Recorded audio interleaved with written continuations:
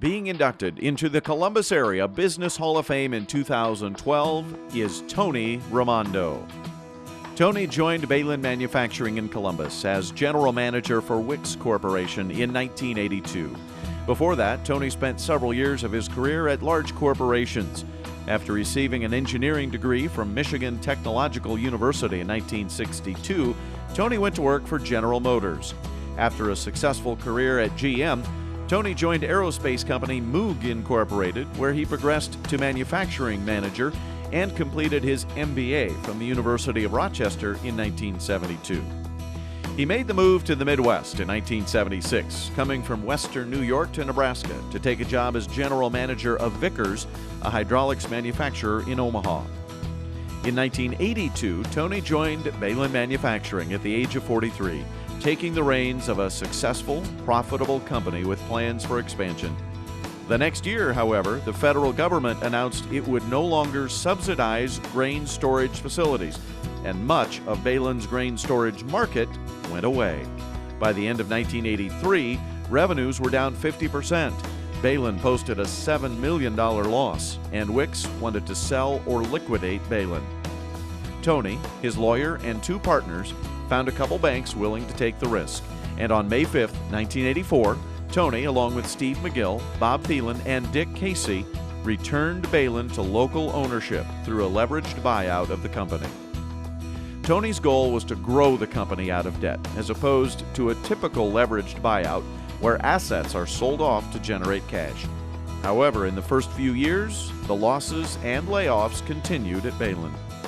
Tony's vision of a company in which employees, or partners in progress, knew the good news and the bad, where everyone participated in decisions and in profits, would eventually take hold. A string of acquisitions actually started when Behlen bought the Farm Master line the year before the buyout, finally drove activity in the plant. Internal improvements, many suggested by partners in progress, began to build margins at Behlen. The company reached profitability in all four business groups by 1994, just 10 years after the buyout. Employment went from 400 to almost 1,200, and sales nearly tripled as well during that decade. From the beginning, Tony led the effort to completely change company culture, removing time clocks for all partners in progress, changing supervisors to team leaders, and encouraging employee participation in the company. Gain sharing and profit sharing were instituted within the first 10 years, and those programs continue today. Tony was named Inc. magazine's 1994 Turnaround Entrepreneur of the Year, the first ever Nebraska or Iowa company to receive the national award.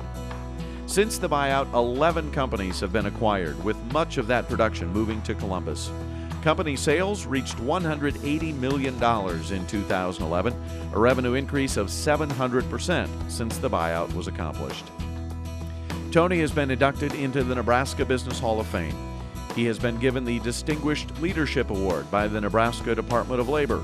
Tony has chaired the Small and Medium Manufacturers Division of the National Association of Manufacturers, and he leads the Nebraska affiliate of NAM's Dream It, Do It campaign, working to enhance the image of manufacturing jobs.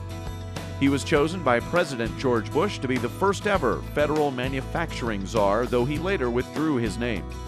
Tony has served as president of the Metal Building Manufacturers Association and the Nebraska Chamber of Commerce, and he chaired the Omaha branch of the Federal Reserve. Tony and his wife Jean have 4 children, sons Phil and Tony Jr., and daughters Linda and Diana. Phil and Tony Jr., along with Lyle Burbach, are now leading the top leadership team at Behlen Manufacturing Company. Tony's vision and determination saved the largest locally owned employer in Columbus. He has represented Columbus and manufacturing on a statewide and national level.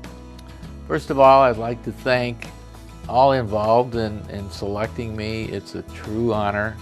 Columbus, Nebraska is a city to be proud of.